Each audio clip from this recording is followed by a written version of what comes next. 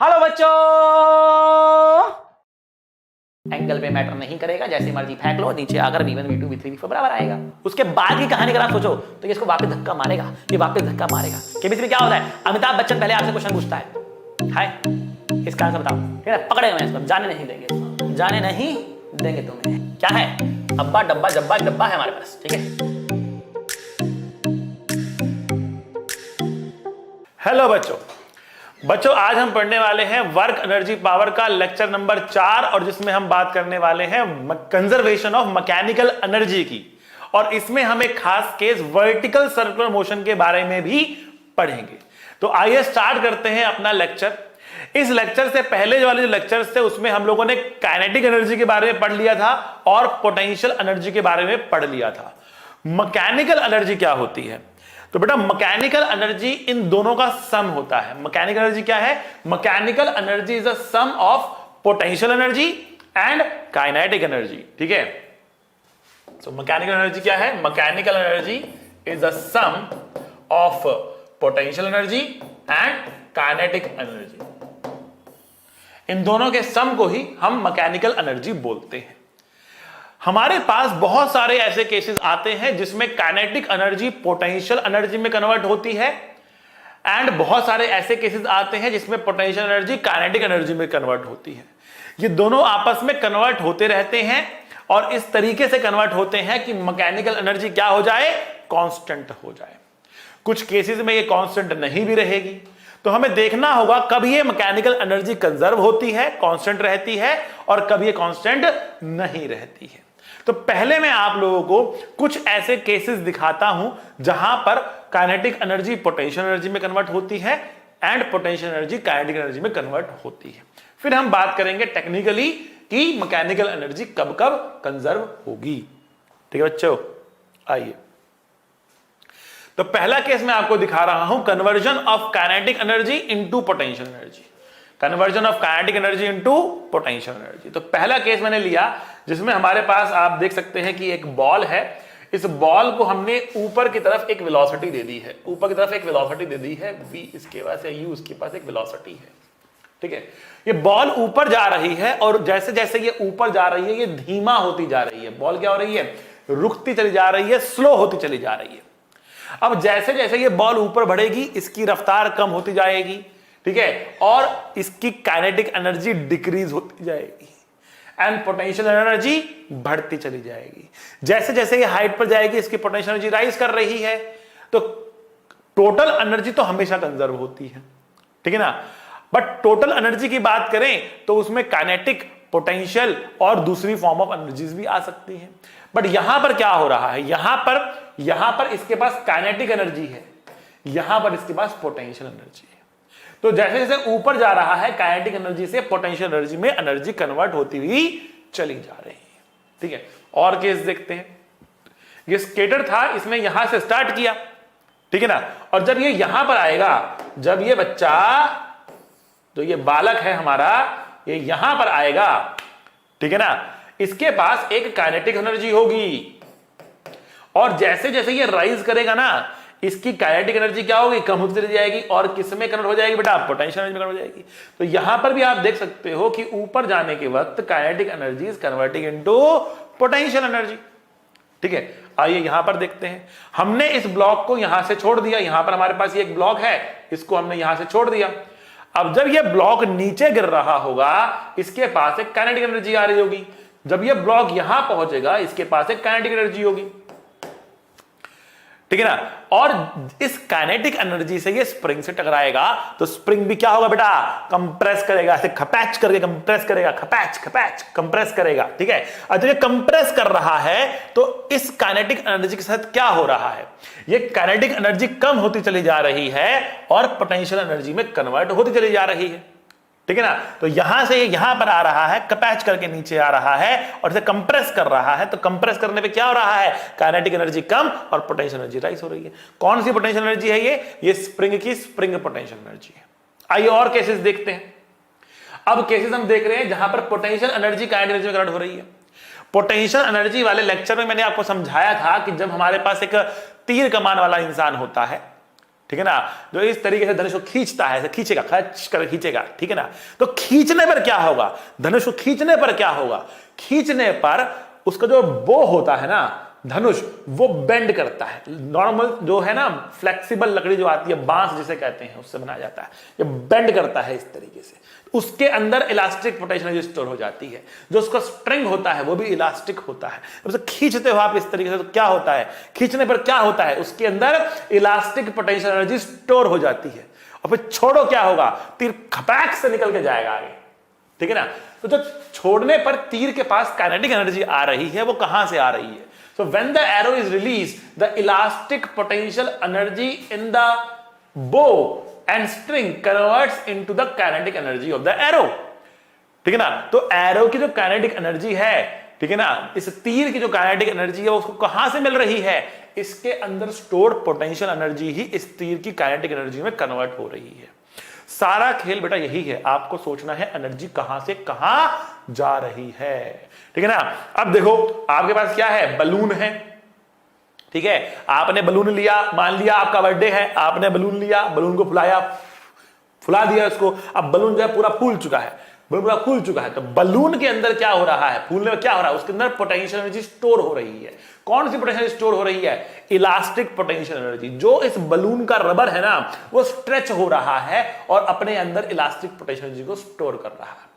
क्या होगा अगर आपने इस बलून को छोड़ दिया, क्या होगा अगर आपने इस बलून को छोड़ दिया, ठीक है ना। ये बलून जो है एकदम से आगे भागेगा, ऐसे तीर से भागेगा, ऐसे करके भागेगा आगे, ठीक है ना, ऐसे एकदम भागेगा, गर्र भागेगा, ठीक है ना। क्यों भागेगा आगे, क्योंकि जैसे ही आपने इसको छोड़ा, हवा पीछे की तरफ निकलेगी, बलून आगे की तरफ भागेगा। कहां से आ रही है, बलून के पास या एयर के पास काइनेटिक एनर्जी। तो हो क्या रहा है कि बलून के सरफेस के अंदर एक पोटेंशियल एनर्जी स्टोर हो रखी है। जैसे ही छोड़ोगे, वो पोटेंशियल एनर्जी काइनेटिक एनर्जी में कन्वर्ट होगी, और वही काइनेटिक एनर्जी बलून को दिख रही है आपको मिलते हुए, या एयर को दिख रही है, ठीक है ना। तो बहुत सारे केसेस हमारे आसपास हैं जहां पर ये potential energy is converting into the kinetic energy of the system, या kinetic energy is converting into the potential energy, और वो चलता रहता है। काइनेटिक से पोटेंशियल, पोटेंशियल से काइनेटिक एनर्जी कन्वर्जन चलता रहता है बहुत सारे केसेस के अंदर, ठीक है बच्चों। अब हमने केसेस तो देख लिए, अब हम थोड़ा टेक्निकल बात करेंगे, और अब बात करेंगे कहां पर पोटेंशियल एनर्जी होती है कंजर्व, और कहां पर मैकेनिकल एनर्जी होती है कंजर्व, और कहां पर नहीं होती। आइए बच्चों, ठीक है, बात करते हैं कंजर्वेशन ऑफ मैकेनिकल एनर्जी की, ठीक है। इसको समझने के लिए देखो मैं दो तरीके समझा सकता हूं, एक है पूरा मैथमेटिकल तरीका, और एक है हमारे पास थोड़ा सा हम फिजिकली समझने की कोशिश करेंगे क्या वहां पर कौन चेंज कर रहा है, कैसे हो रहा है, ठीक है ना। तो पहले मैं पूरा मैथमेटिकल तरीके से समझाता हूं आपको कंजर्वेशन ऑफ मैकेनिकल एनर्जी के बारे में, ठीक है। आइए, तो कंजर्वेशन ऑफ मैकेनिकल एनर्जी के लिए हम स्टार्ट करते हैं कहां से, वर्क एनर्जी थ्योरम से। वर्क एनर्जी थ्योरम से एक पूरा लेक्चर मैंने इसके ऊपर बनाया है, वर्क एनर्जी थ्योरम पे पूरा एक लेक्चर बनाया है। जिसको नहीं पता इसके बारे में वो जाकर लेक्चर देख ले, मैं आपको रिव्यू दे रहा हूं। ये कहता है work done by all the forces equals change in kinetic energy. Work done by all the forces equal to change in the kinetic energy. अब ऑल द फोर्सेस में से कौन कौन से फोर्सेस हो सकते हैं, तो हम फोर्सेस को दो कैटेगरी में बांट सकते हैं। एक होता है work done by internal force, ठीक है ना, मैं और शॉर्ट लिख देता हूं, इसको IF कर देते हैं। और एक होता है बेटा work done by external force, ठीक है। दो ही प्रकार के फोर्स हो सकते हैं, या तो इंटरनल होंगे या तो एक्सटर्नल होंगे, दो ही प्रकार के फोर्स हो सकते हैं। अच्छा जी, इंटरनल फोर्सेस की भी हम दो कैटेगरी में कैटेगराइजेशन कर सकते हैं। कौन कौन सी, एक है इंटरनल कंजर्वेटिव फोर्सेस और दूसरा है इंटरनल नॉन कंजर्वेटिव फोर्सेस, ठीक है। अब ये कंजर्वेटिव नॉन कंजर्वेटिव फोर्सेस क्या होते हैं बेटा, तो मैंने एक लेक्चर पूरा डेडिकेट किया था पोटेंशियल एनर्जी के ऊपर। इससे पहले वाला जो लेक्चर था वो आप जरूर देखें, बहुत इंपॉर्टेंट लेक्चर है बेटा आपके लिए, बहुत कुछ सिखा के जाएगा बेटा वो लेक्चर, आपको बहुत इंपॉर्टेंट है। हिंट दे रहा हूं, जिसमें मैंने बलून पकड़े हुए थे ऐसे, ठीक है ना। आप देखोगे थंबनेल देख लेना, जिसमें बलून पकड़े मैंने ऐसे, वो पोटेंशियल एनर्जी का लेक्चर है, आप देखना उसको, बहुत शानदार लेक्चर है। और उसके अंदर मैंने बहुत डिटेल समझाया आपको कि कंजर्वेटिव नॉन कंजर्वेटिव क्या होते हैं। शॉर्टकट के लिए बता रहा हूं आपको, non conservative forces heat produce करते हैं और कंजर्वेटिव फोर्सेस हीट प्रोड्यूस नहीं करते हैं, वो कन्वर्ट करते हैं काइनेटिक को पोटेंशियल में या पोटेंशियल को काइनेटिक में। आई बात समझ में? अच्छा जी, तो इंटरनल कंजर्वेटिव फोर्सेस क्या कौन कौन से, जैसे ग्रेविटेशनल फोर्स, इलेक्ट्रोस्टैटिक फोर्स, ठीक है ना, स्प्रिंग फोर्स, ये सब फोर्सेस कौन से हैं आपके, ये है इंटरनल कंजर्वेटिव फोर्सेस, राइट। अब एक बात मैंने और बताई थी आपको, वही बलून वाले लेक्चर के अंदर क्या बताई थी आपको, कि change in potential energy negative of work done by internal conservative force होता है। Change in potential energy negative of work done by internal conservative force होता है। तो उस लेक्चर के अंदर मैंने कम से कम आधा लेक्चर इसी बात का गुणगान किया था कि भैया डेल्टा यू जो है वो -WICF होता है, -WICF होता है। मतलब पूरे लेक्चर में आधा लेक्चर मेरा इसी चीज पर था कि डेल्टा यू -WICF क्यू होता है, negative of work done by internal conservative force Q होता है डेल्टा यू, ठीक है ना। अच्छा, अगर delta U minus of WICF है तो WICF क्या हो गया, what is the meaning of ICF? I मतलब इंटरनल, C मतलब कंजर्वेटिव, F मतलब फोर्स, लिख लेना इंटरनल कंजर्वेटिव फोर्स, ठीक है। तो WICF का मतलब हो गया minus delta U, let me replace here minus delta U plus WINCF। Non conservative forces कौन से होते हैं, जैसे फ्रिक्शन जैसे फोर्सेस होते हैं, ठीक है, plus work done by external forces equal to change in kinetic energy, ठीक है। इसका मतलब क्या हुआ, work done by internal non conservative forces plus work done by external forces मिलाकर किसके बराबर हो गया, change in kinetic energy plus change in potential energy. Now change in kinetic plus potential energy का मतलब है change in mechanical energy. So ultimate result हमारे पास ये आ चुका है कि चेंज इन मैकेनिकल एनर्जी कुछ और नहीं बल्कि क्या होता है, ये होता है work done by internal non conservative forces plus work done by external forces, ये होता है change in mechanical energy.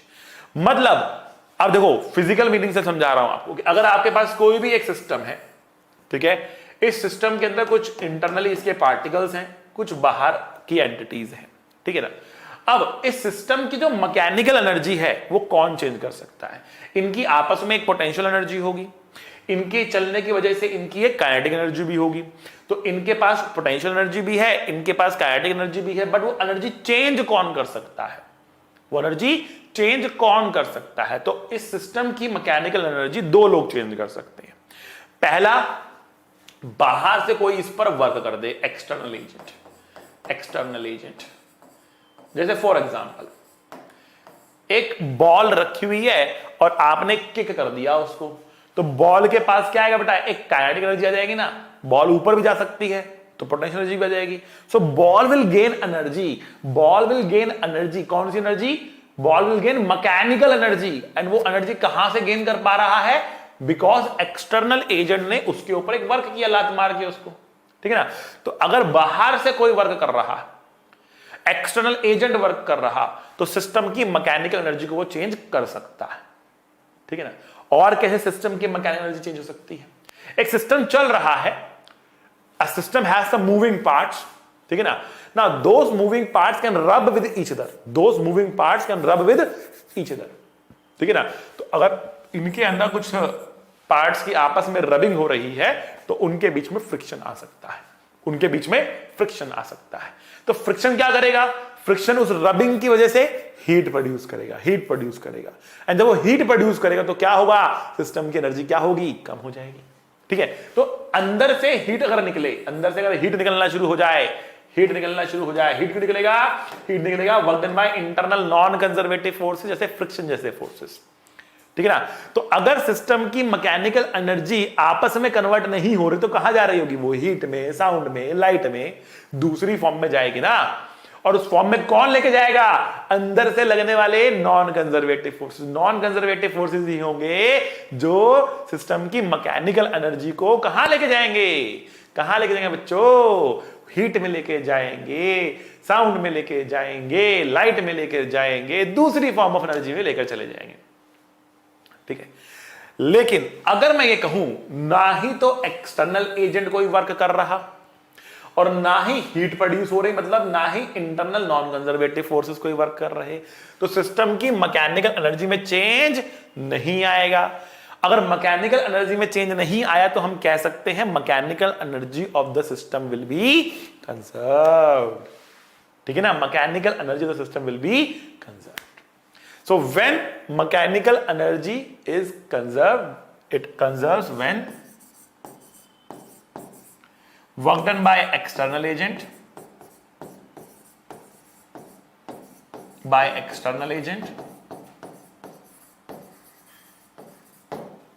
and non-conservative forces, or you can say internal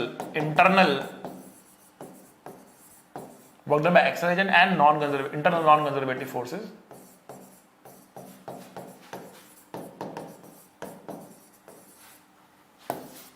is 0, then mechanical energy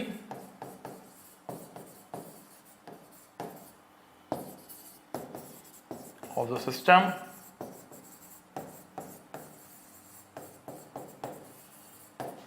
is conserved. So when work done by external agent and internal non-conservative forces is 0, then mechanical energy system is conserved. बहुत simple सी बात, इसको आपको करना है याद, बहुत important है, बहुत इंपॉर्टेंट है। ठीक है बेटा, चलिए अब आते हैं आगे और कुछ एग्जाम्पल्स के जरिए कंजर्वेशन ऑफ मैकेनिकल एनर्जी को समझने की करते हैं कोशिश। आइए, तो यहां पर हमने कहा कि एक हाइट पर एक बॉल रखा है और इस बॉल को हमने यू स्पीड से फेंक दिया। तो हाइट पर बॉल था, इसको यू स्पीड से फेंक दिया।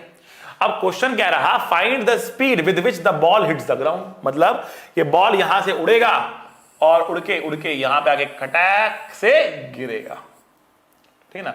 अब तो बॉल यहां से उड़ के यहां पे गिर रहा है, तो यहां पे किस रफ्तार से टकराएगा, टकराने के बाद की रफ्तार नहीं बोली, किस रफ्तार से टकराएगा, एक स्पीड से आके टकराएगा ना, तो किस रफ्तार से आके टकराएगा ये आपको बताना है।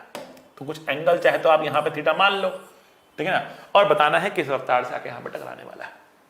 आई बात समझ में? अच्छा जी, बहुत बढ़िया। अब कैसे निकालेंगे रफ्तार, तो हम यहां पे करेंगे बेटा energy conservation.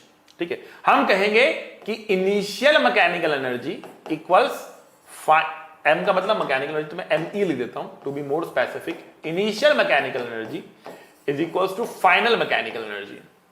Initial mechanical energy is equals to final mechanical energy. Now, what is initial mechanical energy? Initial mechanical energy is initial potential energy plus initial kinetic energy is equals to final potential energy plus final kinetic energy.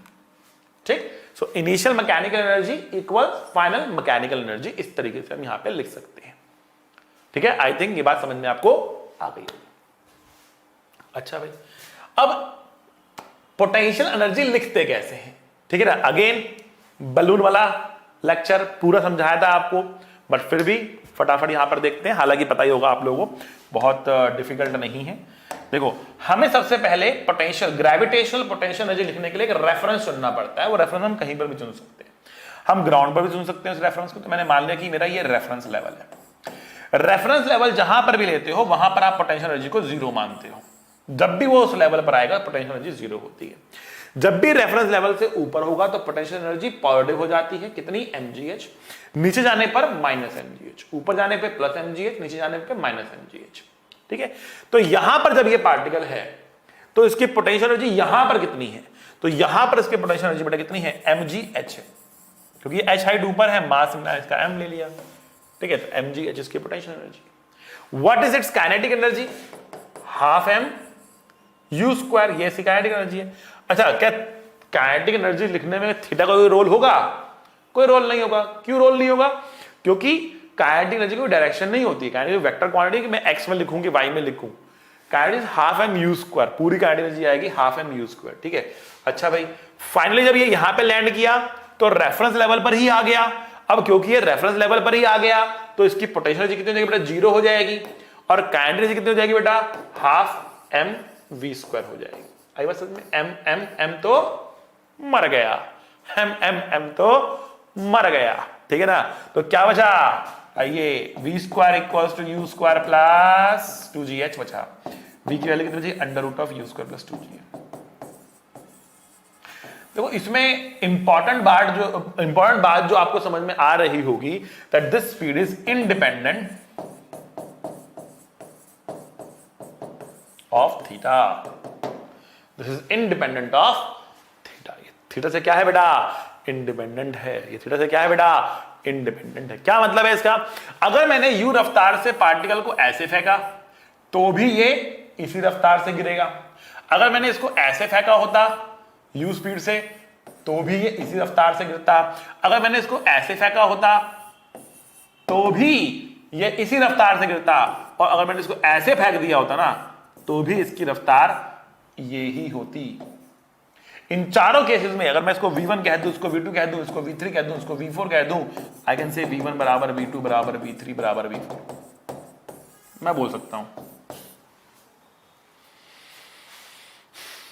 आ रही हो समझ में? v1 बराबर v2 बराबर v3 बराबर v4 मैं बोल सकता हूं। ये बहुत इंपॉर्टेंट चीज है, एंगल पे मैटर नहीं करेगा, जैसे मर्जी फेंक लो, नीचे आकर v1 v2 v3 v4 बराबर आएगा। क्लियर? समझे? अच्छे? बड़े आगे? बहुत खूब, शानदार, जानदार, मजेदार। आइए अगला क्वेश्चन देखते हैं। अगला क्वेश्चन क्या रहा है? Find the maximum compression in the spring. Spring में मैक्सिमम कंप्रेशन कितना आएगा? तो क्वेश्चन ये है कि हमारे पास यहां पर एक वेज है, ठीक है, और वेज क्या है? फिक्स्ड है। वेज नहीं चल रहा, वेज रुका हुआ है, वेज फिक्स्ड है, ठीक है। यहां से एक ब्लॉक को मैंने छोड़ दिया और ये वेज कैसा है? ये स्मूथ है। इसका जो सरफेस है ये कैसा है? ये स्मूथ है, एकदम स्मूथ है, ठीक है ना, ये एकदम स्मूथ है, ठीक है, बहुत बढ़िया। एच हाइट पे था, छोड़ दिया, अभी नीचे जा रहा है, नीचे जा रहा है, नीचे जा रहा है, नीचे जा रहा है, नीचे जा रहा है। यहां पर क्या होगा? खड़क करके टकराएगा। जब टकराएगा तो कंप्रेस करेगा, कंप्रेस करेगा इसको। नीचे आ रहा है, नीचे क्या करेगा? कंप्रेस करेगा इसको टकराने के बाद। जब कंप्रेस करेगा तो ये यहां से दबना शुरू हो जाएगा, दबना शुरू हो जाएगा, ठीक है ना। अब दबते दबते दबते रुकेगा, एक लेवल पे आकर रुकेगा और उस वक्त क्या होगी? मैक्सिमम कंप्रेशन होगी। तो पहला बात पॉइंट आपको समझ में आया कि मैक्सिमम कंप्रेशन पे ये रुकेगा। इसकी स्पीड कितनी लेनी है? 0 लेनी है। उसके बाद क्या होगा? उसके बाद क्या हुआ? उसके बाद की कहानी अगर आप सोचो तो ये इसको वापस धक्का मारेगा, ये वापस धक्का मारेगा। चलो बाद की कहानी के बाद मैं बाद में करता हूं, पहले मैं बात करता हूं मैक्सिमम कंप्रेशन तक की कहानी की, ठीक है ना। तो एक तो इनिशियल डायग्राम आपके पास है। अब आपको क्या करना है? आपको एक फाइनल डायग्राम भी बनाना है, चाहे छोटा बना लो बट एक फाइनल डायग्राम बनाना है। तो फाइनली क्या होने वाला बेटा? फाइनली मैं एक छोटा डायग्राम बना रहा हूं यहां पे। फाइनली क्या हो रहा है? यहां पे ये स्प्रिंग कंप्रेस्ड है, लेट अस से ये इसकी मैक्सिमम कंप्रेशन है x max। ये ब्लॉक यहां पे आ चुका है और इसकी रफ्तार 0 हो चुकी है। यहां पर आने पर रफ्तार 0 हो रही है, मतलब जो सी काइनेटिक एनर्जी थी that is converting into the spring potential energy. Kinetic energy is converting into the spring potential energy. I hope this is clear. अच्छा जी, बहुत जबरदस्त। आइए अब क्या करेंगे? अब क्या करेंगे? मैकेनिकल एनर्जी कंजर्व करेंगे। क्यों करेंगे कंजर्व? Let's see. ये तो हम बात करना भूल ही गए, क्यों करेंगे conserve? Why will mechanical energy B conserve? ठीक है, पिछले केस में भी देख सकते हैं, इस केस में, पहले इस केस में दिखाता हूं, फिर पिछले केस में रिवाइज कर दूंगा आपको। देखिए सबसे पहले आपको देखना है कौन कौन से फोर्स लग रहे हैं, कौन कौन से फोर्स लग रहे हैं, ठीक है। आइए, तो हमने कहा जब ब्लॉक यहां पे जा रहा है, इस पर एक mg लग रहा है, इस पर एक नॉर्मल लग रहा है, फ्रिक्शन इस पर है नहीं, कोई और फोर्स पर लग नहीं रहा, दो ही फोर्स लग रहे हैं, एक तो mg लग रहा है, एक नॉर्मल लग रहा है, ठीक। इसमें देखो mg को कभी भी हम एक्सटर्नल फोर्स नहीं मानेंगे। देखो जिन जिन फोर्सेस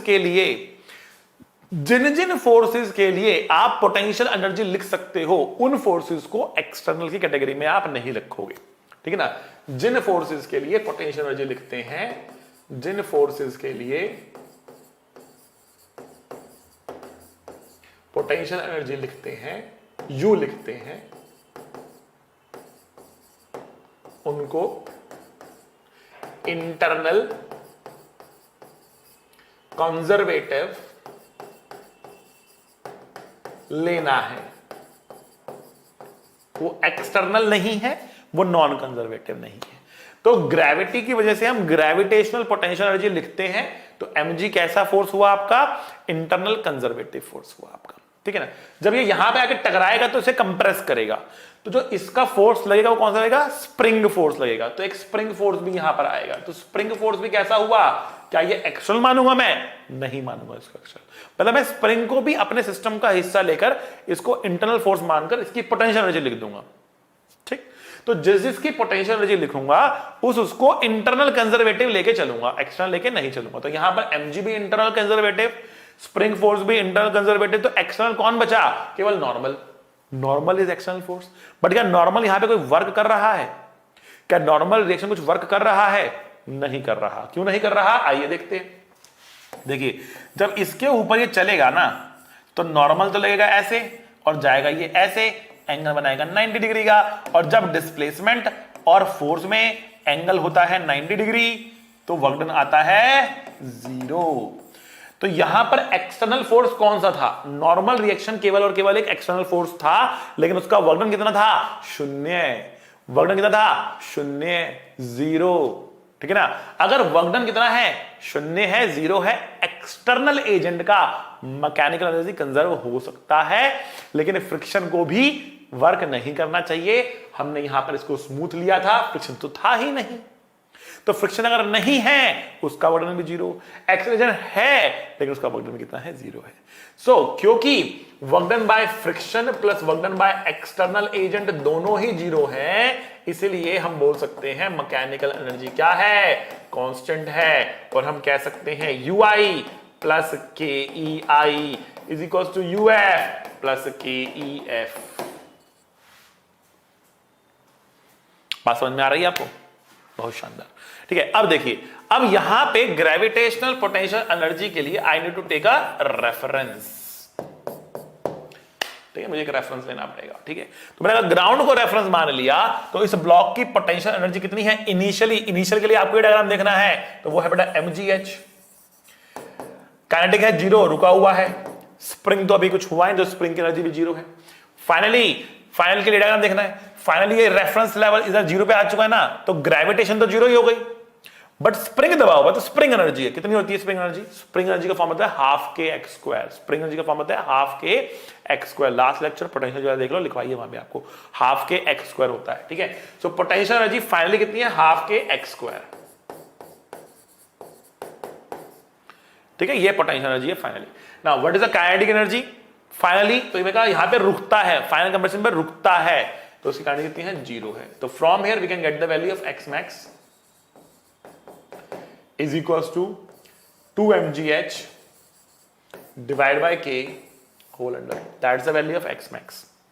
इतना मैक्सिमम टू मैक्सिमम कंप्रेशन इसके अंदर आएगा, इतना मैक्सिमम टू मैक्सिमम कंप्रेशन इसके अंदर आ जाएगा। कितना? Under root of 2 mgh by k. That is the maximum compression in this spring. But समझ में आ रहा है आपको? देखो, इसमें हम और क्या कर सकते हैं, इसको हम और एक तरीके से सोच सकते हैं। We can think about the flow of energy, we can think about the flow of energy. Let's do it from the flow of energy. करते हैं, आइए। जब बोल दिया है तो कर ही देंगे। आइए,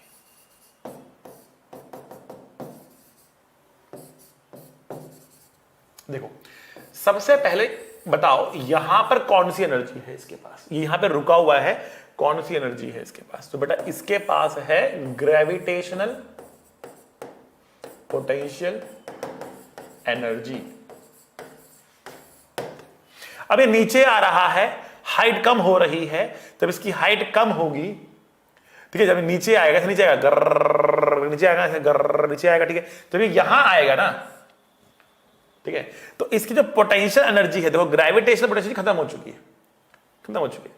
इसके पास कौन सी एनर्जी है यहां पर? इसके पास रफ्तार है यहां पर। तो उसके बाद कौन सी एनर्जी है? इसके बाद काइनेटिक एनर्जी है।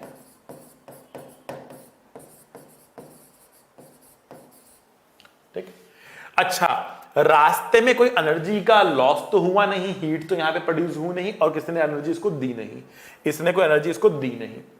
तो रास्ते में किसी ने इसको एनर्जी दी नहीं और इसका एनर्जी का लॉस हुआ नहीं, तो जितना भी ये पोटेंशियल एनर्जी था वो सारा का सारा काइनेटिक में कन्वर्ट हुआ होगा।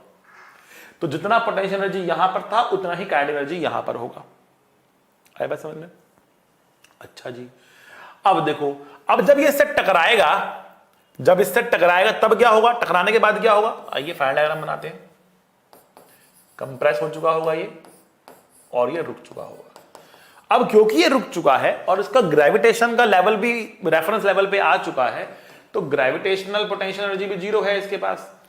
ठीक है ना, और ये रुक भी चुका है, तो काइनेटिक एनर्जी भी 0 हो गई। बट ये कंप्रेस्ड है, तो कौन सी एनर्जी इसके पास है? स्प्रिंग एनर्जी है।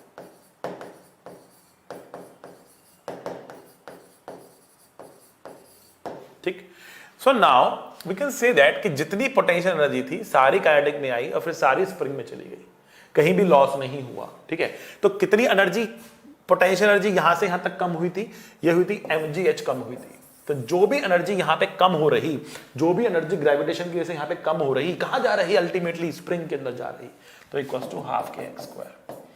तो डायरेक्टली बोल सकते हैं, if you understand the flow of energy we can say this directly, we can say this directly, mgh equals to half K X square. ठीक, आ रही बात समझ में, फील आ रही है? ठीक है, यहां पे आते हैं। अब मैंने यहां पर कहा था कि हमने यहां पर मैकेनिकल एनर्जी कंजर्व करी है, एक बार उसको भी एनालिसिस करते हैं क्यों करी है, कौन से फोर्स लग रहे हैं। जब ये हवा में होगा तो इस पर एकमात्र फोर्स mg लग रहा होगा, और मैंने कहा mg के लिए हम पोटेंशियल एनर्जी लिखते हैं, इसलिए mg हमारा इंटरनल कंजर्वेटिव फोर्स होता है, नॉन कंजर्वेटिव नहीं होता है। तो नॉन कंजर्वेटिव कोई फोर्स ही नहीं है, यहाँ पे कोई एक्सटर्नल फोर्स है ही नहीं, mg is the internal conservative force. ठीक है ना, अब क्योंकि mg is the internal conservative force, we can conserve the mechanical energy here, we can conserve the mechanical energy here. Understood? आई बात समझ में आपको? क्लियर है? ओके, कंडीशन वही है बेटा, हर केस में देखेंगे कंडीशन तो वही है। अगला क्वेश्चन देखते हैं। अब अगला क्वेश्चन ये है कि हमारे पास ना एक पाइप है, एक पाइप है, पाइप के अंदर ना बेटा ये दो पार्टिकल्स हैं, एक का मास m है, एक का मास 2m है। ये पाइप कैसा वर्टिकल रखा है, वर्टिकल। ठीक है, ये रेडियस r और ये रेडियस r है, इसका सर्कुलर पोर्शन है इसका। ये यहां पर एक पार्टिकल, यहां पे एक पार्टिकल, एक धागे से बंधे, एक धागे से बंधे। इनिशियली इसको रोक के रखा हुआ, हमने रोक के रखा हुआ, मान लिया ऐसे हमने रोक के रखा हुआ था इसको। अब ये धागा हमने क्या कर दिया, काट दिया, हमने इस धागे को क्या कर दिया, काट दिया। अब जैसे ही हमने धागे को काटा तो ये भागेगा, दौड़ेगा, हवा में पकड़ रखा है हमने इसको। ठीक है ना, अब ये दौड़ेगा नीचे की तरफ, ये नीचे आएगा, खट खट खट खट खट खट खट नीचे आएगा। ठीक है, अगर नीचे आएगा, ये खींचते हुए नीचे आएगा, उसकी रफ्तार भी बढ़ेगी, इसकी रफ्तार भी बढ़ेगी। आपको बताना क्या है, आपको बताना है कि जब ये वाला पार्टिकल यहां पहुंचेगा, इससे पाइप से बाहर निकलना चाहेगा, find the speed of the balls when m comes out of the pipe. ठीक है, 2m तो तुरंत बाहर निकलेगा, ये m जब इस पाइप से बाहर निकलने के लगेगा, उस वक्त इन दोनों पार्टिकल की रफ्तार कितनी होगी। तो बेटा सबसे पहला काम सुंदर डायग्राम, सबसे पहला काम सुंदर डायग्राम बना लीजिए, सुंदर डायग्राम बना लीजिए बच्चा, बनाते हैं। आइए देखिए, initial situation is shown to you, initial situation is shown to you, now will show you the final situation. Finally m will be here, मतलब यहां पर होगा, मैं थोड़ा बाहर बना रहा हूं यहां पे, तो m will be here and 2m will be somewhere here, 2m will be somewhere here, नीचे आ चुका होगा, इसको हमने हवा में पकड़ा हुआ था ऐसे, 2m यहां आ चुका होगा, m यहां आ चुका होगा। इसके बाद रफ्तार होगी v, इसके बाद रफ्तार होगी v, बराबर रफ्तार होगी, क्योंकि एक धागे से बंधे हुए हैं, जितना नीचे ये जाएगा उतना ही नीचे ये आएगा, दोनों बराबर बराबर नीचे जाएंगे। ठीक है ना, तो जितनी इसकी रफ्तार उतनी इसकी रफ्तार, दोनों की रफ्तार बराबर बराबर रहेगी। Is this clear? बहुत अच्छा। अच्छा, ये बात तो मैं कहना भूल ही गया, क्वेश्चन जब आपके सामने आते हैं, आपको पता है वैसे तो, अब तो आपको मुझसे पढ़ते बहुत समय हो चुका है, पर जो बच्चे नए हैं, जो मेरा पहला लेक्चर देख रहे हैं, उनको बता दूं कि जब क्वेश्चन आपके सामने आता है, आपको करना है इसको पॉज करना है, खुद से सॉल्व करना है, कॉपी पेन लेके बैठना है लेक्चर में। ऐसे नहीं करना बस लेक्चर आ रहा है देख लिया, हाँ बैठे आज क्या देखें, चलो फिजिक्स वाला चैनल पे चलते हैं, रोज को देखते हैं, ऐसे नहीं करना है। पढ़ने के लिए आ रहे हैं, प्रॉपर चैनल को आपको एकदम सारी उसको आपको प्रॉपरली देखना है, चीजें थोड़ी सी लिंक्ड भी होती हैं, पुराने लेक्चर भी देखने होते हैं। ठीक है, कॉपी पेन लेके बैठे, क्वेश्चन सामने आ गया आपके, ठीक है ना, क्वेश्चन सामने, केबीसी की तरह करना है आपको, केबीसी की तरह। केबीसी में क्या होता है, अमिताभ बच्चन पहले आपसे क्वेश्चन पूछता है, हाय इसका आंसर बताओ। ठीक है, आपने उसका आंसर सोचा समझा, ठीक है ना, पीछे से घड़ियाल चल रहा होता है, घड़ियाल बाबू चल रहे होते, आप सोचते हो समझते हो, आंसर देते हो, उसके बाद देखते हो अमिताभ बच्चन क्या कह रहा है, फिर अमिताभ बच्चन आपको बताता है आपका आंसर सही था कि गलत था। ठीक है, आप इनाम जीते कि नहीं जीते। ठीक है, अब जब अमिताभ बच्चन बता रहा है कि ये आंसर सही था, तो वो साथ में उसका एक्सप्लेनेशन भी देता है, ये इसलिए सही था, ये हुआ था या ये नहीं हुआ था। आई बात समझ में आपको? तो वही काम आपको यहां पर भी करना है। आपके सामने क्वेश्चन आया, पॉज करिए, 1 मिनट 2 मिनट समय लीजिए, कॉपी पेन फटाफट फटाफट फटाफट सॉल्व करिए, एक आंसर तक पहुंचिए, कमेंट में जाके कमेंट करिए, अमिताभ बच्चन अपना आंसर बताता ना कि सर मेरा आंसर ये आया था। ठीक है, तो फिर आपको भी ये करना है, आपको कमेंट में जाकर आंसर, सर मेरा आंसर ये आ रहा है, दिस इज माई आंसर। ठीक है, और फिर मैं अमिताभ बच्चन फिर मैं आपको बताऊंगा कि आपका आंसर सही है कि गलत है, मतलब मैं आपको सॉल्व करके दिखाऊंगा कि करेक्ट आंसर क्या था। ठीक है, उससे आप मैच करेंगे, फिर आप अपनी गलती भी देखें ना, आपको अपनी गलती भी देखनी पड़ेगी, कि भैया मैं ऐसे कर रहा था, सर ने ऐसे किया, मेरे मेथड में और सर के मेथड में क्या डिफरेंस है, सर ने ऐसे किया तो ये सही क्यों, ये गलत क्यों। अगर आंसर मैच कर रहे हैं, दोनों मेथड सही है, ठीक है ना। आ जाए समझ में आपको। तो इस तरीके से यू विल लर्न, इस तरीके से you will learn, and then you will have some doubts, you can ask in the comment section as well, ठीक है। मैं नहीं दो, दूसरे बच्चे भी हैं, कम्युनिटी है पूरी, आपके क्वेश्चन के आंसर को देने की कोशिश करेगी, ठीक है। ओके, खैर आइए आइए आइए आइए आइए आइए। तो ये फाइनल सिचुएशन है, ये इनिशियल सिचुएशन है। क्या करना है, पहले चेक करना है, चेक करना है कि मैकेनिकल एनर्जी कंजर्व है कि नहीं, मैकेनिकल एनर्जी कंजर्व है कि नहीं। तो उसके लिए देखो कौन कौन से फोर्स लग रहे, पहले फोर्सेस के नाम लिख लो। एक तो mg लगता हुआ दिख रहा, एक टेंशन लगता हुआ दिख रहा, एक नॉर्मल लगता हुआ दिख रहा। अच्छा, ये जो अंदर है कहीं पर फ्रिक्शन नहीं है, फ्रिक्शन में तो फ्रिक्शन दिया जाएगा, ये स्मूथ है, ठीक। अच्छा जी, क्या टेंशन कोई वर्क करता है, इंडिविजुअल पे करता है, लेकिन अगर दोनों ही आपका सिस्टम का पार्ट है, दोनों पे एक साथ इक्वेशन लिख रहे, दोनों को ही एक सिस्टम मान लिया, तो नेट वर्क डन इसका कितना होगा, 0 हो जाएगा। टेंशन का वर्क डन कितना हो जाएगा, वर्क डन में टेंशन का 0 हो जाएगा, ठीक। नॉर्मल का वर्क डन कितना होगा, तो वापस से 0 होगा। क्यों 0 होगा, जब पार्टिकल यहां कहीं पर है, नॉर्मल ऐसे लग रहा है, जा ऐसे रहा है, तो नॉर्मल ऐसे जा ऐसे रहा, तो एनर्जी कितना 90 बन रहा, तो नॉर्मल का वर्क डन कितना आएगा, 0 आएगा। mg का वर्क डन कितना आएगा, mg का वर्क डन तो आएगा ना, लेकिन mg तो इंटरनल कंजर्वेटिव है, उसके लिए हम पोटेंशियल लिखेंगे, तो ये इंटरनल कंजर्वेटिव है, इंटरनल कंजर्वेटिव है, ठीक है ना। इसके लिए हम पोटेंशियल एनर्जी लिख रहे हैं, ये इंटरनल कंजर्वेटिव है, तो इसकी चिंता वाली बात नहीं है। टेंशन की चिंता करनी है, नॉर्मल चिंता करनी है, बट उनका वर्क डन 0 है, ठीक है। तो मैकेनिकल एनर्जी हम कंजर्व कर सकते हैं, मैकेनिकल एनर्जी हम कंजर्व कर सकते हैं। तो आइए करते हैं, देखते हैं क्या हुआ। देखिए, पोटेंशियल एनर्जी कंजर्व करने के लिए एक रेफरेंस लेना है, तो मैंने इसको रेफरेंस चुन लिया, ये मेरा रेफरेंस हो गया। अगर ये मेरा रेफरेंस है, तो ये तो खुद रेफरेंस से बैठा है, मैं क्या लिख रहा हूं, मैं लिख रहा हूं इनिशियल, इनिशियल, फाइनल, फाइनल, ठीक। इनिशियल इसकी पोटेंशियल एनर्जी है mgr, इसकी है 0, इनिशियल काइनेटिक एनर्जी है 0, दोनों रुके हुए हैं। फाइनली इस m की पोटेंशियल एनर्जी 0 है, इस 2m की आएगी, क्योंकि 2m नीचे है। कितना नीचे है, इस धागे की लेंथ के बराबर। ये धागे की लेंथ कितनी है बेटा, πr/2। अब ये कैसे निकाल दिया सर आपने, तो ध्यान से देखो, ये क्वाड्रेंट है, क्वाड्रेंट की लेंथ होती है 1/4 of 2πr, that means πr/2, ठीक है ना। 1/4 of 2πr, that means πr/2। तो इसकी पोटेंशियल एनर्जी नेगेटिव होगी, क्योंकि रेफरेंस से नीचे है, कितनी होगी, -2m g, और h कितना लेंगे, πr/2 लेंगे, πr/2 लेंगे। और काइनेटिक एनर्जी कितनी लेने वाले हैं हम, देखो उसकी कितनी है, 12mv², इसकी कितनी है, 12 समझे, अरे समझे कि नहीं समझे भाई, समझ समझ से समझ को समझो, समझ समझना भी एक समझ है, समझ समझ के जो ना समझे मेरी समझ में वो ना समझ है, क्यों भाई, समझ समझ के समझ को समझो, समझ समझना भी एक समझ है, समझ समझ के जो ना समझे मेरी समझ में वो ना समझ है। आइए, एम एम एम कट गया, ठीक है ना। और यहां से हम बहुत शानदार तरीके से v की वैल्यू निकाल लेंगे, ये आएगा 2/3 into gr plus g/r whole under root, ठीक है। आंसर इस तरीके से आएगा, ठीक। बढ़ते हैं आगे अगले क्वेश्चन की तरफ। अब अगला क्वेश्चन ये है कि हमने इस चेन को यहां पे पकड़ रखा है, ठीक है, हमने पकड़ रखा है, जाने नहीं देंगे तुम्हें, हम पकड़े रहेंगे, ठीक है ना, पकड़े हुए हैं इसको, जाने नहीं देंगे इसको हम, ठीक है ना, जाने नहीं देंगे तुम्हें, ठीक है, पकड़ रखा है इसको इस तरीके से, ठीक है। इसका 1/4 लेंथ जो है वो हैंग कर रहा है, 1/4 लेंथ क्या कर रहा है, हैंग कर रहा है। लेकिन फिर क्या किया, फिर छोड़ दिया, जाओ जाओ, ठीक है ना। अब छोड़ दिया, और ये क्या था, ये था स्मूथ, वाइट पे वाइट था स्मूथ।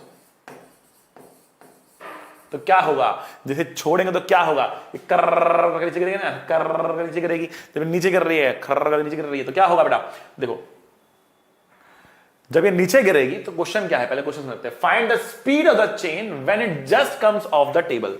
मतलब फाइनल डायग्राम जो हम बनाएंगे इसका, तो फाइनल डायग्राम में कुछ ऐसा दिख रहा होगा,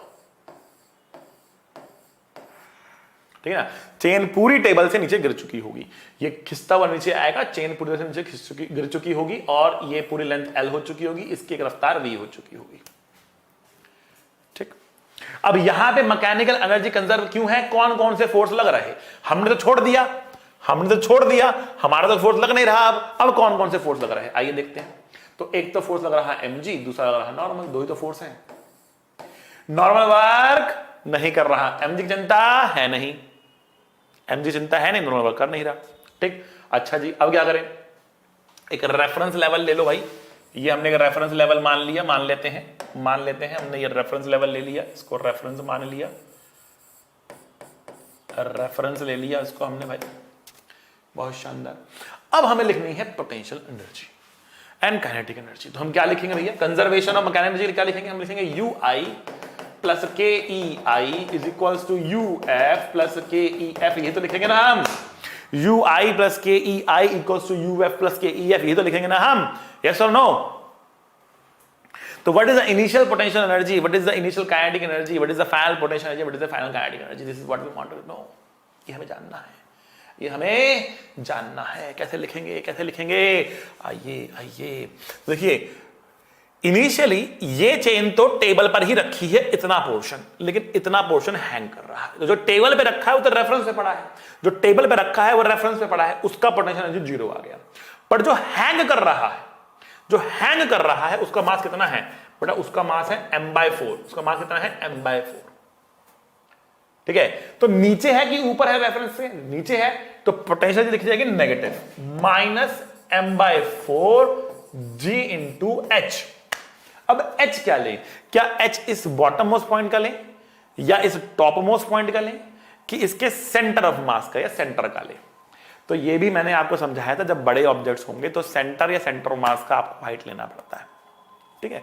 फिलहाल के लिए आपके लिए सेंटर मास बराबर सी चीज है, ठीक है। आगे अगले चैप्टर में हम जाएंगे तो सेंटर मास में डिटेल में समझाएंगे कि सेंटर मास कहां होता है, जरूरी नहीं कि वो सेंटर पर होता है, बट फिलहाल के लिए आप इस चैप्टर में जब तक आपने सेंटर मास नहीं पढ़ा है तो आप सेंटर और सेंटर मास को इक्विवेलेंट मान के चल लीजिए, कोई दिक्कत वाली बात नहीं है, बट आगे दिक्कत आ जाएगी उससे, ठीक है। खैर एनीवेज, तो हमने कहा कि जब आपके पास बड़ा ऑब्जेक्ट रहेगा इस तरीके से, तो आप ये सेंटर की हाइट या सेंटर मास की हाइट ले रहे होंगे, ठीक है ना। और इसकी डिस्टेंस कितना है बेटा, ये है L/8, ये है L/8।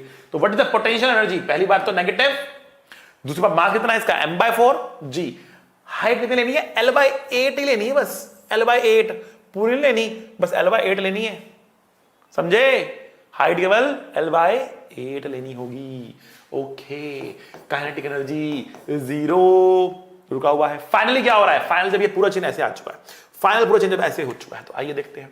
तो पूरा मास कितना mg, अच्छा नेगेटिव के पॉजिटिव, क्योंकि रेफरेंस के नीचे है, तो नेगेटिव लिखूंगा, माइनस लिखूंगा, ठीक है ना। अच्छा कितना नीचे आया, सेंटर कहां है इसका L/2, अब पूरी हाइट तो L है लेकिन सेंटर कहां है इसका, L/2 पर है ना, L/2 पर है ना, ठीक है। तो क्या लिखेंगे, आइए L/2 लिखेंगे, minus mg L/2, minus mg L/2। Kinetic क्या लिखेंगे बेटा, हाफ m v² लिखेंगे, हाफ m v²,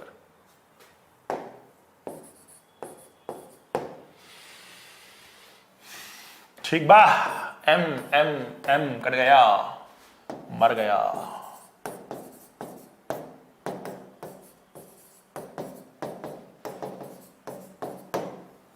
ठीक। ये 2 ये 16, तो v² is equals to LG 1 - 1/16, 15/16 LG, v is equals to √15 LG/4।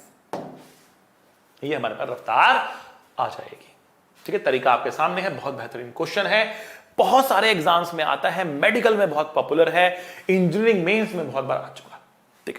तो आइए बढ़ते हैं आगे, चलिए। अब स्पेशल केस की बात कर रहे हैं कंजर्वेशन ऑफ मैकेनिकल एनर्जी के अंदर, जिसका नाम है वर्टिकल सर्कुलर मोशन। बहुत इंपॉर्टेंट वैरायटी ऑफ क्वेश्चन इसके अंदर बनते हैं, ठीक। बट इसके अंदर 2 चीजें आती हैं, इनफैक्ट 3 चीजें आती। पहला कि पार्टिकल ऑसिलेशन करेगा कि नहीं, तो हमें ऑसिलेशन के बारे में सोचना होता है, ठीक है। दूसरा हमें यह सोचना होता है कि पार्टिकल पूरा चक्कर लगा देगा कि नहीं लगाएगा, और तीसरा हमें सोचना है कि पार्टिकल कहीं पर बीच में गिर तो नहीं जाएगा, ठीक। तो इन चीजों की बात करेंगे।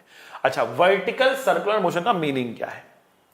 देखो, सर्कुलर मोशन हॉरिजॉन्टल प्लेन में ऐसे भी सकते, जैसे एक टॉय ट्रेन है घूम रही है जमीन के ऊपर, तो वो क्या है बेटा, वो क्या है, वो एक हॉरिजॉन्टल सर्कल ले रही है। लेकिन एक ट्रैक बना दिया ऐसा, अच्छा नहीं बना, कुछ ऐसा ट्रैक बना दिया, ठीक है। अब ये सर्कल जो खड़ा है ना, ये वर्टिकल खड़ा है, ऐसे खड़ा हुआ है। इसमें जब ये चढ़ेगा तो हाइट बढ़ेगी, हाइट बढ़ेगी, हाइट बढ़ेगी, ऊपर जा रहा है, फिर ऐसे जाके नीचे आ रहा है। ये है आपका वर्टिकल सर्कल, ये है आपका वर्टिकल सर्कल। इस मोशन की हमें करनी है बात। अब इसमें हमने कहा कि तीन चीजें हमें बात करनी है, एक तो ऑसिलेशन की बात करनी है, दूसरा सर्कल पूरा कर ले उसकी बात करनी है, और एक उनके बीच की बात करनी है जब सर्कल छोड़ के गिर जाएगा वो, ठीक है। तो आइए करते हैं इन चीजों की बातें, ठीक है। और एक पेंडुलम से समझने की कोशिश करते हैं, क्योंकि हमें ऑसिलेशंस की बात भी करनी होती है, ठीक है। तो सबसे पहले हम बात करते हैं ऑसिलेशन की ही, ठीक है। Maximum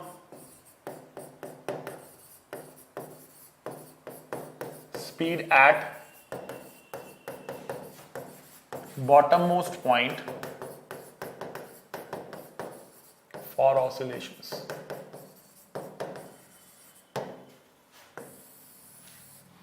Maximum speed at bottommost point for oscillations, ठीक है। आइए भाई,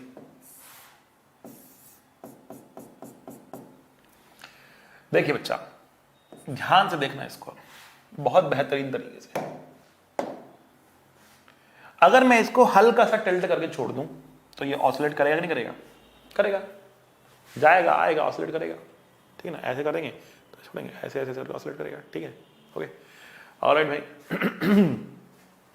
ना अगर ये ऐसे ऐसे ऐसे ऐसे ऑसिलेट कर रहा, यहां से आपने हैंग करके छोड़ दिया, और ये ऐसे ऐसे ऐसे ऐसे ऑसिलेट कर रहा है, ठीक। अगर मैंने स्पीड थोड़ी सी और बढ़ाई, थोड़ी सी और स्पीड बढ़ाई, तो क्या होगा?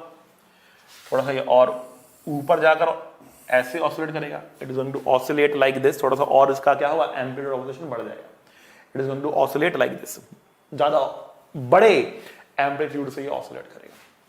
तो क्या इसका मतलब ये है मैं जितनी मर्जी स्पीड रख दूं इसने ऑसिलेट करना ही करना है? नहीं, ऑसिलेशन की बेटा एक लिमिट है, और वो लिमिट क्या है बेटा? यहां तक की लिमिट होती है। अगर ये ऑसिलेट करता हुआ यहां तक आता है ना, तो वो ऑसिलेट कर लेगा, क्योंकि ऑसिलेशन में क्या होता है कि जो उसका एक्सट्रीम पोजीशन होता है वहां पर जाके वो रुकता है, फिर वापस आता है, रुकता है, फिर एक्सट्रीम पोजीशन पे उसकी रफ्तार क्या होती है? जीरो होती है। तो अगर उसकी रफ्तार यहां कहीं पर भी जीरो होती है, कोई दिक्कत नहीं है, वो वापस आ जाएगा। लेकिन मान लेते हैं हमने थोड़ी सी रफ्तार उसको और दी, और वो पार्टिकल यहां कहीं पर पहुंचा, ठीक है ना, वो पार्टिकल कुछ यहां कहीं पर पहुंचा,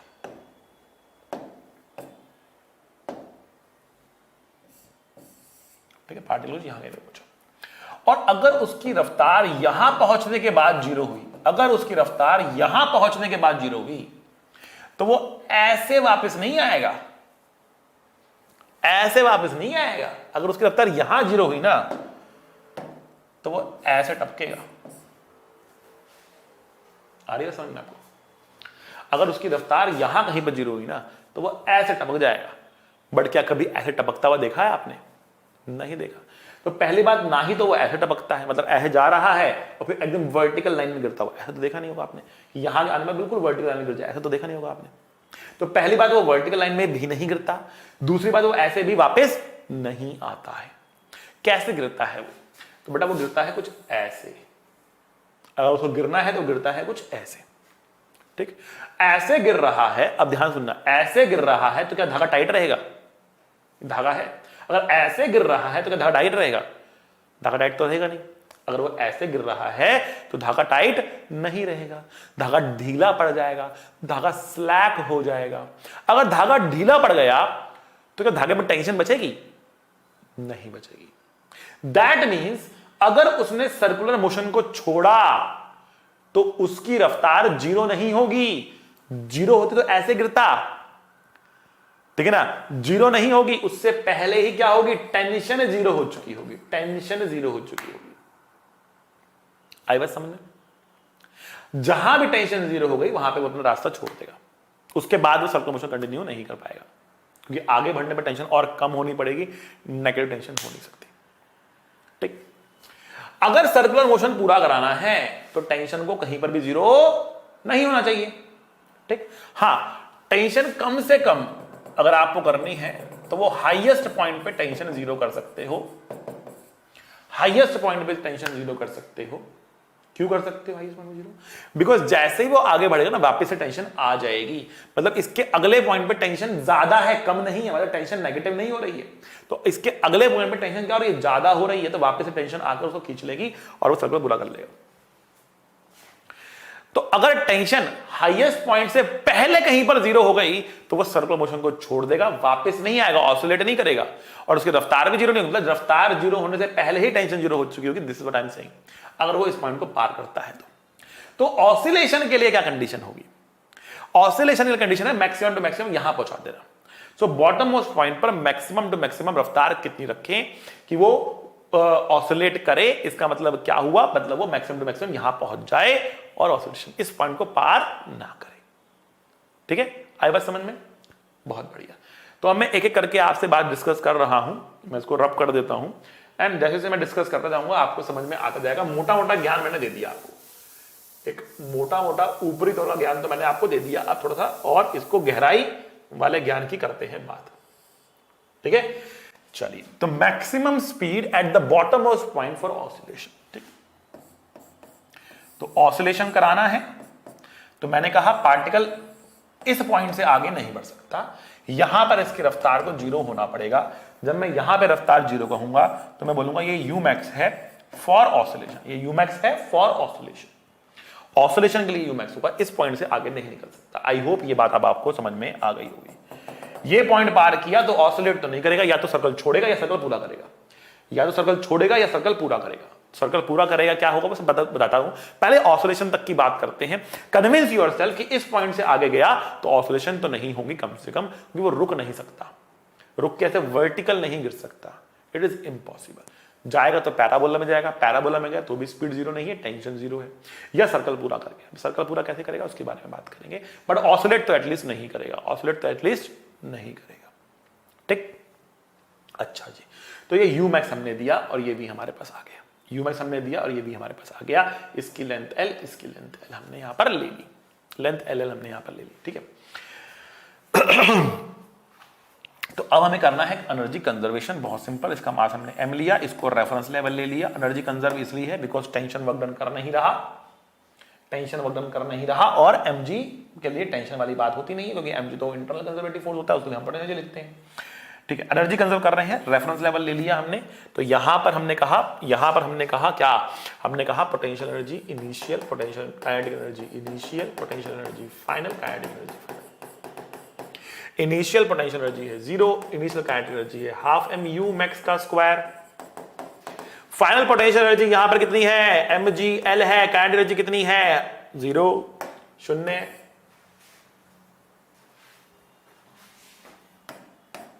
यू मैक्स कितना आया, बहुत बहुत शानदार। U max is root two G L, that is the maximum रफ्तार at the bottom most point, maximum raftar at the bottommost point for oscillation. मतलब if u is greater than 0 and less than equal to root 2 gl, then the particle, the object or the particle will do oscillations. बहुत बढ़िया, चलिए यहां तक बात हमें समझ में आ गई। अब पहले हम बात करते हैं वर्टिकल सर्कल पूरा करने की। क्या मतलब होता है वर्टिकल सर्कल पूरा करने का? ठीक है, मतलब इतना तेज घुमा दो कि वो सर्कल पूरा कर जाए। ठीक है, इसको आप ऐसे समझ सकते हो कि मान लिया, देखो हमारे पास यहां पर एक पानी की बाल्टी है, ठीक, जिसमें पानी भी है, और हम कह रहे हैं कि वर्टिकल सर्कल पूरा कर रहा है। तो जो इसके अंदर पानी है ना, वो भी अपना वर्टिकल सर्कल पूरा करेगा और सर्कल को नहीं छोड़ेगा, सर्कल को नहीं छोड़ेगा, वो भी अपना वर्टिकल सर्कल पूरा करेगा। ठीक है, इसका मतलब जब ये घूम के यहां पर आएगा और पानी की जो बाल्टी है ना वो कुछ इस तरीके से हो जाएगी और पानी यहां हो जाएगा, पानी बाहर नहीं निकलेगा, मतलब ये घूम रहा है और पानी बाहर नहीं निकल रहा है। ऑब्वियस सी बात है, जो इसकी रफ्तार यहां पर होगी और जो इसकी रफ्तार यहां होगी, वर्टिकल सर्कल पूरा करने का मतलब ये नहीं कि हाईएस्ट पॉइंट पर रफ्तार 0 कर दो, ऐसा मैं बिल्कुल नहीं कह रहा हूं। हाईएस्ट पॉइंट पे रफ्तार होगी, हाईएस्ट पॉइंट पे रफ्तार होगी ही होगी, ठीक है ना। तो यहां पर जो इसकी रफ्तार होगी वो ऑब्वियसली नीचे वाली रफ्तार से कम होगी। अगर मैंने यहां पे स्पीड यू ली है, यहां पर स्पीड वी लूंगा, यहां पर एक रफ्तार रहेगी जिसकी वजह से ये पानी नीचे नहीं गिरेगा बल्कि सर्कल में घूम जाएगा। That is what I mean to say, मतलब ये पानी भी अपना सर्कल पूरा कर रहा है, रफ्तार 0 नहीं हो रही। कम से कम रफ्तार के लिए यहां पर क्या चीज 0 करनी होगी, यहां पर टेंशन 0 करना होगा। कम से कम के लिए क्या कंडीशन होगी, कम से कम के लिए आपको टेंशन 0 करना पड़ेगा, ठीक है ना। तो ये आपके पास मिनिमम रफ्तार, ताकि वर्टिकल सर्कल पूरा हो जाए। ये मिनिमम रफ्तार इस मैक्सिमम रफ्तार से कम होगी, ज्यादा होगी। ये मिनिमम रफ्तार इस मैक्सिमम रफ्तार से ज्यादा होगी, कम होगी, ज्यादा होगी। अब आप कहोगे सर ज्यादा है तो मिनिमम क्यों बोल रहे हैं इसको, बिकॉज वो कंडीशन अलग है। वो मैक्सिमम फॉर ऑसिलेशन, मतलब यहां तक लाने के लिए मैक्सिमम स्पीड पूछ रहा है वो, ठीक है। ये मिनिमम है कि सर्कल पूरा कर जाए, कंडीशन अलग है, अलग अलग कंडीशन के लिए मैक्सिमम मिनिमम है। तो ऐसे डायरेक्टली कंपेयर करने का बेनिफिट नहीं कोई, बट अगर आप करते हो तो ऑब्वियसली यू मिनिमम उस यू मैक्सिमम से ज्यादा होगी। सर्कल पूरा कराने के लिए जो मिनिमम वैल्यू चाहिए, ऑसिलेशन कराने के लिए जो मैक्सिमम वैल्यू चाहिए उससे बड़ी होगी। आई बात समझ आपको? खैर ऑब्वियसली समझ में आ गया होगा। अब देखो ऐसे ऐसे ऐसे ऐसे पूरा अपना सर्कल चल रहा है, ठीक है। लेंथ इसकी L, ये इसकी लेंथ L, इसका मास हमने M ले लिया, ठीक है। ये रेफरेंस लेवल ले लिया, ऑब्वियसली एनर्जी कंजर्व है UI। अब मैं निकाल के आ रहा हूं, पहले क्वेश्चन तो लिख दूं, निकाल रहा हूं फाइंड U मिनिमम, बहुत ऊपर ना लिख रहा हूं मैं, एक सेकंड रुको, नीचे लिखते हैं। Find U minimum for completing the vertical circle. Find U minimum at the bottommost point for completing the circle. या इसको हम एक और टर्म देते हैं looping the loop, for looping the loop या completing the vertical circle, ये आपको निकालना है, ठीक है ना, ये आपको बताना है, ठीक। आइए बस, तो अब हम कह रहे कि U initial plus KE initial equals to U final plus KE final, ये होगा हमारे पास U initial, KE initial, U final, KE final, ठीक है। Now what is U initial? U initial कितना है बेटा, 0 है।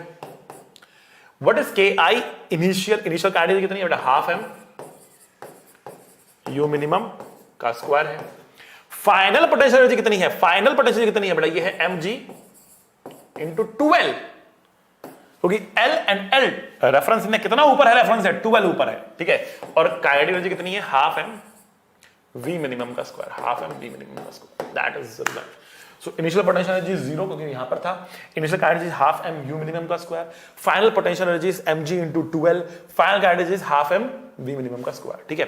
ये हमारे पास आ गया, ये M कट गया, ठीक है ना, ये 2 वहां जाएगा और V मिनिमम का स्क्वायर, हम तो U मिनिमम निकालना है ना, इनफैक्ट U मिनिमम का स्क्वायर, ये M भी कट रहा, is equals to 4GL plus V minimum का स्क्वायर। अब ये मिनिमम कितना होगा, तो दो वेरिएबल आ गए, U minimum and V minimum. फिर रिक्वायर वन मोर इक्वेशन। बेटा देखो, वर्टिकल सर्कुलर मोशन के जितने भी क्वेश्चंस होंगे उसमें आपको 2 इक्वेशन बनानी पड़ सकती हैं, मैक्सिमम 2 इक्वेशन बनानी पड़ सकती हैं। पहला एनर्जी कंजर्वेशन और दूसरा सेंट्रीपिटल फोर्स। जैसे ही हम सर्कुलर मोशन का नाम लेते हैं आपके दिमाग में क्या आता है, जैसे ही हम सर्कुलर मोशन का नाम लेते हैं आपके दिमाग में कौन सी घंटी बजती है, सेंट्रीपिटल फोर्स की घंटी बजती है। तो सेंट्रीपिटल फोर्स भी आपको यहां पे लगाना पड़ सकता है। तो हाईएस्ट पॉइंट पर देखते हैं, हाईएस्ट पॉइंट पर देखते हैं, टेंशन तो 0 है बट यहां पर एक और फोर्स लग रहा, कौन सा, mg लग रहा। तो सेंटर की तरफ नेट फोर्स कितना है, सेंट्रीपिटल फोर्स कितना है, तो आप बोलोगे mg plus T, but T तो जीरो है, तो आप बोलोगे mg है, ये इक्वेशन नंबर 1 थी। mg नेट फोर्स सेंटर की तरफ है, और नेट फोर्स जो सेंटर की तरफ होता है वो किसके बराबर होता है, वो होता है mv स्क्वायर बाय r, ठीक है ना। अब देखो यहां पर v क्या है,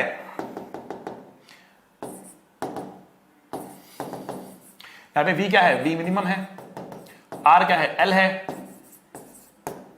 तो v मिनिमम का square equal to GL, v minimum का स्क्वायर इक्वल टू जीएल। अब इसको पुट करेंगे यहां पर, आ रही बात समझ में, ठीक है। तो ये है सेंट्रीपिटल फोर्स की इक्वेशन, ये है एनर्जी कंजर्वेशन की इक्वेशन। दो इक्वेशन हमें बनानी पड़ सकती हैं, हमें सेंटर की तरफ लगने वाला नेट फोर्स निकालना पड़ सकता है, ठीक है। बस अब करना क्या है, कुछ नहीं, इसको पुट करेंगे यहां पर, 2 को पुट करेंगे 1 के अंदर, और u मिनिमम की वैल्यू निकल के आ रही अंडर रूट ऑफ 5gl। बहुत बहुत शानदार, ये मिनिमम रफ्तार है, मतलब इससे बड़ी रफ्तार होगी तो लूपिंग द लूप करेगा। आइए एक बार समराइज करते हैं। हमने कहा कि अगर u की वैल्यू ग्रेटर देन 0 है और less than equal to root 2gl है, देन पार्टिकल विल ऑसिलेट।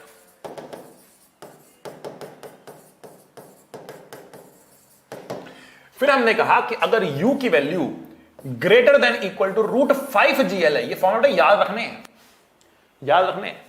फिर क्या होगा, then particle will loop the loop.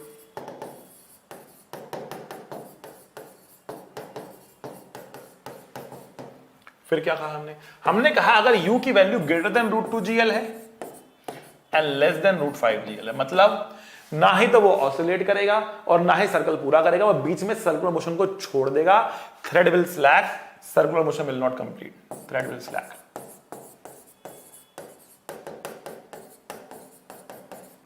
Particle will leave circular motion, मतलब पानी की बाल्टी रास्ते में ही गिर जाएगी, पानी की बाल्टी रास्ते में ही गिर जाएगी, सारा पानी जो है इस आदमी के ऊपर ही सर पे गिर जाएगा। है बात समझ में, ठीक है।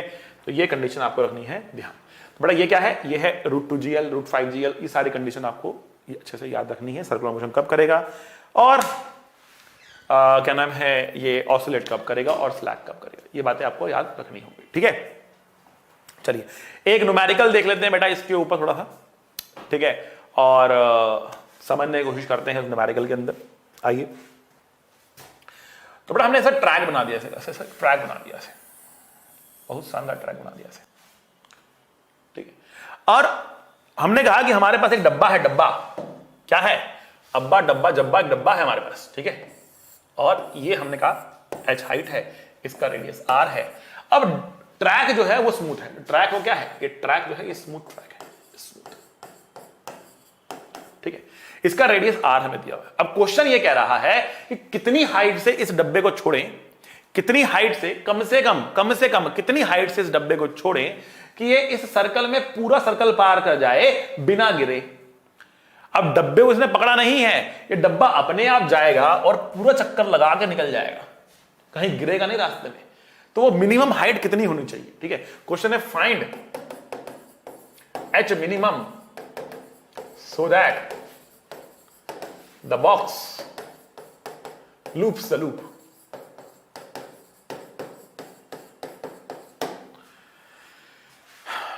ठीक है, कितनी हाइट होनी चाहिए कम से कम ताकि ये बॉक्स क्या हो, लूप द लूप करके निकल जाए, लूप द लूप करके निकल जाए। आ रही बेहतरीन बात समझ में आपको। तो बेटा आपको अब ये पता है, देखो ये स्मूथ दे रखा है आपको, स्मूथ है। अब आपको पता है कि सर्कल पूरा करने के लिए कम से कम बॉटम मोस्ट पॉइंट पर रफ्तार कितनी होनी चाहिए, बॉटम मोस्ट पॉइंट पे कम से कम रफ्तार कितनी होनी चाहिए। तो अब रूट 5gr होनी चाहिए, ये बता देना आपको। देखो आओ देखो, रूट 5gl की वैल्यू कम से कम होनी चाहिए, इससे बड़ी होगी तो भी करेगा, बट कम से कम रूट 5gl। एल यहां पे कहता है रेडियस था ना, लेंथ या रेडियस एक ही बात थी, नहीं है।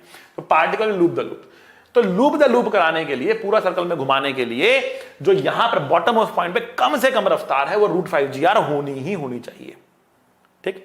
अच्छा जी, यहां तो रफ्तार इसकी 0 है, 0 रफ्तार से छोड़ रहे हैं, रेस्ट है। यहां रफ्तार रूट 5gr है, ठीक है। अब दूसरी बात, क्या हम यहां पर मैकेनिकल एनर्जी कंजर्व कर सकते हैं? तो हमने कहा यहां पर एक नॉर्मल लग रहा बट उसका वर्कडन कितना है, 0 है। यहां पर एक mg लग रहा बट उसके वर्कडन की हमें चिंता नहीं है, वो इंटरनल कंजर्वेटिव फोर्स है। So yes we can conserve the mechanical energy here. Now if the mechanical energy is conserved, so let us conserve it. तो हम कह रहे हैं ui plus KEI is equals to u final plus KE final. ठीक, तो ui क्या है हमारे पास, तो उसके लिए रेफरेंस ले लेंगे हम। एक रेफरेंस हमने यहां पे मान लिया, ठीक है ना, ये रेफरेंस हमने यहां पे मान लिया, ठीक है। अच्छा, अगर ये रेफरेंस हमारे पास यहां पर है, ठीक है, तो what is the initial potential energy, you will say it is mgh। अगर बॉक्स का मास हमने m ले लिया तो इट इज mgh, ठीक है। काइनेटिक एनर्जी कितनी है उसके पास, इनिशियली 0 है। यहां पर आया तो कितनी पोटेंशियल एनर्जी, क्योंकि वो रेफरेंस पर ही आ गया तो उसकी पोटेंशियल एनर्जी कितनी है बेटा, 0 है। और काइनेटिक एनर्जी कितनी लेंगे, हाफ m रूट 5gr का स्क्वायर,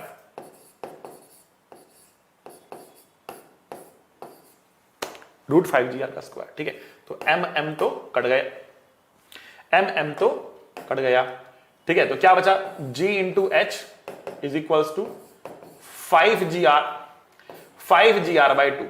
तो g और g भी कट गया, तो h या h की जो मिनिमम वैल्यू है उसकी वैल्यू आ रही 5r बाई 2, ठीक है। इसकी वैल्यू आ रही है 5r by 2। That is the minimum value of h, जिससे छोड़ने पर इस तरीके से लूप। इससे कम से छोड़ोगे तो रास्ते में गिर भी सकता है, और रूट 2gl से कम अगर यहां पर रफ्तार होगी तो यहां तक आगे जाएगा फिर वापस नीचे आ जाएगा, ठीक है। तो ये सारे कंडीशंस आप लोगों को अच्छे से समझ में आ गई होगी। तो बेटा ये हमने पढ़ा था मैकेनिकल एनर्जी कंजर्वेशन के बारे में। तो बेटा पढ़ते रहिएगा and remember, yes you can. अपने ऊपर भरोसा होना बेटा बहुत जरूरी है। अगर आपको यह लगता है कि मैं इंजीनियर बन सकता हूं तभी आप बन पाएंगे। अगर आपको यह भरोसा है कि मैं IIT में जा सकता हूं तभी आप जा पाएंगे। अगर आपको भरोसा है कि मैं मेडिकल गवर्नमेंट कॉलेज के अंदर एडमिशन ले सकता हूं, एम्स के अंदर जा सकता हूं, तभी आप जा पाएंगे। अगर आपको खुद पर ही भरोसा नहीं है तो आप कभी भी वो मेहनत नहीं करेंगे जो कि रिक्वायर्ड है। अगर आपको भरोसा है तभी आप वहां तक पहुंचेंगे। तो रिमेंबर, यस यू कैन, और आपको अपने पे भरोसा रखना है और पढ़ते रहिए। मिलेंगे अगले क्लास में। सी यू, टाटा, बाय बाय। पढ़ाई करते रहें। All the very best.